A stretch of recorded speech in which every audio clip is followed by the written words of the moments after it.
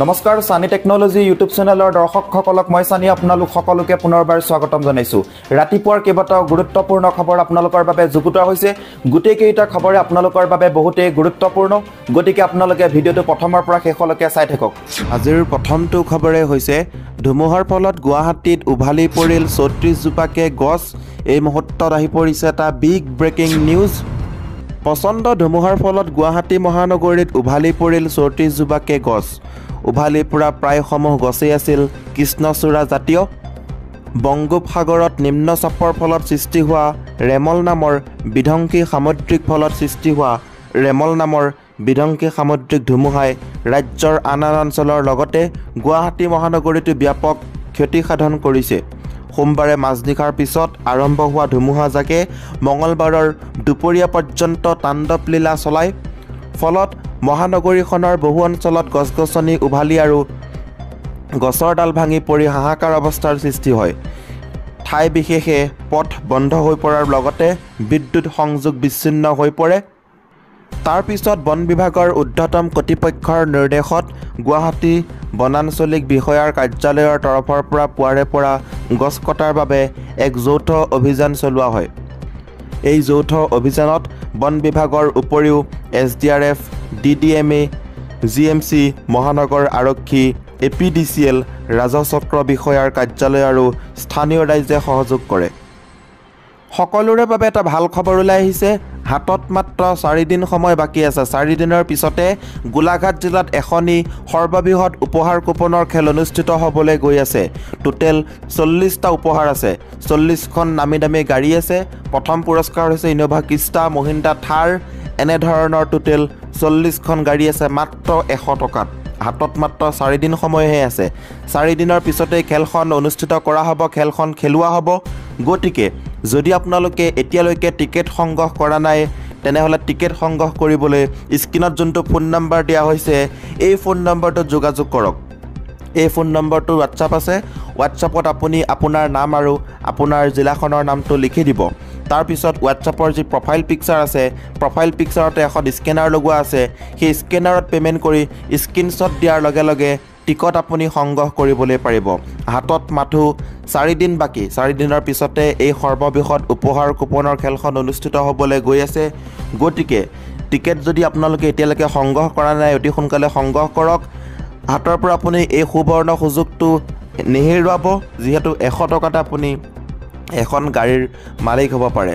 Total 40খন গাড়ী আছে আৰু এখন যদি বুক লয় তেনেহ'লে টিকেটৰ কাৰণে এক্সট্ৰা খেল হ'ব, বুক প্ৰাইজৰ কাৰণে এক্সট্ৰা খেল হ'ব। বুক প্ৰাইজত আছে 20খন গাড়ী আৰু টিকেট প্ৰাইজত আছে 20খন গাড়ী। গতিকে এখন বুক ল'লে আপোনালোকে অফাৰো পাব, লগতে আপুনি ডবল সম্ভাৱনা আছে, ডবল চান্স পাব। গতিকে এতিয়া আপুনি এখন বুক লৈ পেলাই ভাগ্য পৰীক্ষা কৰক। 2 নম্বৰৰ খবৰটি হৈছে বিধায়ক অখিল গগৈৰ চকুৰ আগতে চেপেটা হ'ল 2খনকৈ গাড়ী। Cyclone Remal impact.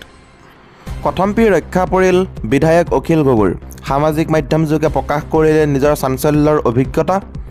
ৰাজ্যজুৰি ৰেমল ঘূৰ্ণীবতাহৰ প্ৰভাৱ। ৰাজ্যজোৰা বিস্তৰ ক্ষতিসাধনৰ মাজতে এক নিশ্চিত বিপদৰ পৰা প্ৰাণ ৰক্ষা পৰিল বিধায়ক অখিল গগৈৰ। জানিব পৰা মতে বতাহ ধুমুহাৰ মাজতে গোলাঘাটৰ পৰা গুৱাহাটীলৈ আহি আছিল ৰাইজৰ দলৰ সভাপতি তথা বিধায়ক অখিল গগৈ। বোকাখাট নগৰ পাৰ হৈ লতাবাৰী অঞ্চলত বিধায়কগৰাকী সন্মুখীন হ'ল দুৰ্যোগৰ। আৰু এই মুহূৰ্তত আপোনালোকক সেই দৃশ্যাংশ দেখাব চেষ্টা কৰিছোঁ। আপোনালোকে দেখিবলৈ পাৰিছে এই গাড়ীখনত ডাল গছ পৰি গাড়ীখন চুৰমাৰ হৈ যোৱা পৰিলক্ষিত হৈছে। নিজে সামাজিক মাধ্যমত এই দুৰ্যোগৰ অভিজ্ঞতা বৰ্ণনা কৰি অখিল গগৈয়ে কয়, জৰুৰীভাৱে গোলাঘাটৰ পৰা গুৱাহাটীলৈ আহি আছিলোঁ। আজি গুৱাহাটী পাবই লাগে।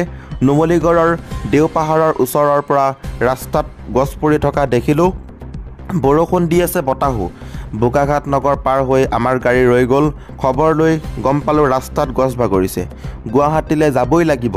আগবাঢ়িলোঁ। খন্তেক আহি আকৌ ৰৈ যাবলগীয়া হ'ল। তাৰপাছত পুনৰ আগবাঢ়িলোঁ। লতাবাৰীত ৰৈ গ'লোঁ। হাইৱেত লানি গাড়ী নামি দেখিলোঁ এখন তেলৰ টেংকাৰত বৃহৎ গছ পৰি আছে। আগফালেও য'তে ত'তে গছ বাগৰি আছে। ড্ৰাইভাৰক ক'লোঁ আমাৰ গাড়ীখন ডাঙৰ গছৰ তলত নাৰাখিবা। গছডালৰ পৰা অলপ পিছুৱাই দিলোঁ।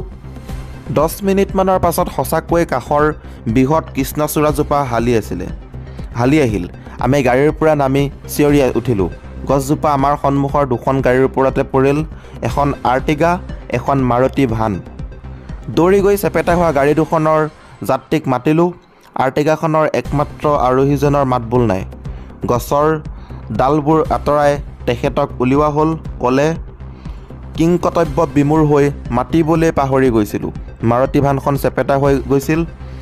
যাত্ৰীখনৰ বিশেষ একো নহ'ল, কেৱল ড্ৰাইভাৰৰ ছিটত বহাজনৰ হাত আইনাই কাটিছে।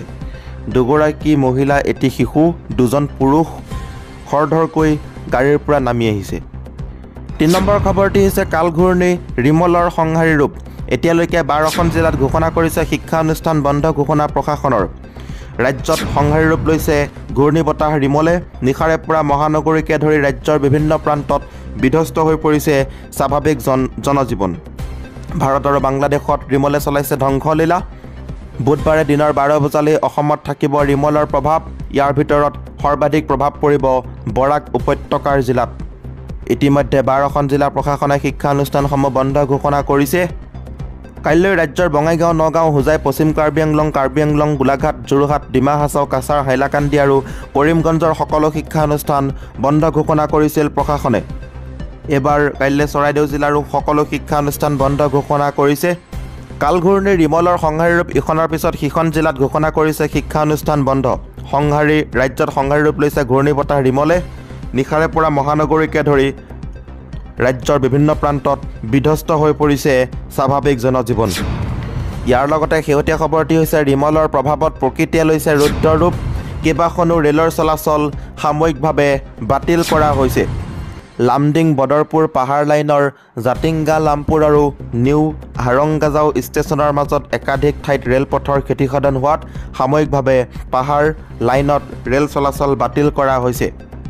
ঘূৰ্ণীবতাহ ৰিমলৰ প্ৰভাৱত সোমবাৰৰ পৰা ডিমা হাছাও জিলাত ধাৰাসাৰ বৰষুণ অব্যাহত আছে। বৰষুণৰ কাৰণে জিলা সদৰ হাফলং ব্যাপক ক্ষয়ক্ষতি হোৱা পৰিলক্ষিত হৈছে। বিশেষকৈ হাফলঙৰ ঠায়ে ঠায়ে গছ বাগৰি পৰা পৰিলক্ষিত হৈছে। গছ বাগৰি হাফলং কমাৰ্চিয়েল বাছ আস্থানৰ সমীপত পথৰ দাঁতিত ৰখাই থোৱা এখন ছুইফ্ট বাহনৰ ওপৰত প্ৰকাণ্ড গছ বাগৰি পৰি বাহনৰ ক্ষতিসাধন কৰে। অৱশ্যে বাহনৰ ভিতৰত মানুহ নথকাত তেনে একো হোৱা নাই। জাতিংগা নৈৰ উপৰি দিয়ং নৈৰ জলস্তৰ বৃদ্ধি পাইছে। বন্ধ আছে হাফলং শিলচৰ ৰাষ্ট্ৰীয় ঘাইপথ। লামডিং বদৰপুৰ পাহাৰ লাইনৰ জাতিংগা লামপুৰ আৰু নিউ হাৰংগাজাও ষ্টেচনৰ মাজত একাধিক ঠাইত ৰেলপথৰ ক্ষতিসাধন হোৱাত সাময়িকভাৱে পাহাৰ লাইনত ৰেল চলাচল বাতিল কৰা হৈছে। শিলচৰ অভিমুখে যোৱা 13,175 শিলচৰ শিয়ালদহ কাঞ্চনজংঘা এক্সপ্ৰেছ নিউ হাফলঙৰ পৰা লামডিঙলৈ উভতাই পঠোৱা হৈছে। ঠিক একেদৰে 12519 আগৰতলা মুম্বাই ছুপাৰফাষ্ট এক্সপ্ৰেছ মাইবঙৰ পৰা উভতাই লামডিঙলৈ লৈ যোৱা হয়। 15616 গুৱাহাটী শিলচৰ পেছেঞ্জাৰ দামচৰা ষ্টেচনৰ পৰা শিলচৰলৈ উভতাই পঠোৱা হয়। আনহাতে 15615 শিলচৰ গুৱাহাটী পেছেঞ্জাৰ বাতিল কৰা হৈছে। যদি আপোনালোকে এইকেইখন ট্ৰেইনত টিকেট কাটিছিলে তেনেহ'লে ট্ৰেইনসমূহ বৰ্তমান ৰেমলৰ কাৰণে, চাইক্লনৰ কাৰণে বাতিল কৰা হৈছে। আজিৰ ভিডিঅ'টোৰ মাধ্যমেৰে আপোনালোকক বহুকেইটা গুৰুত্বপূৰ্ণ খবৰ দিব চেষ্টা কৰিলোঁ। যদি খবৰকেইটা শুনি ভাল লাগিছে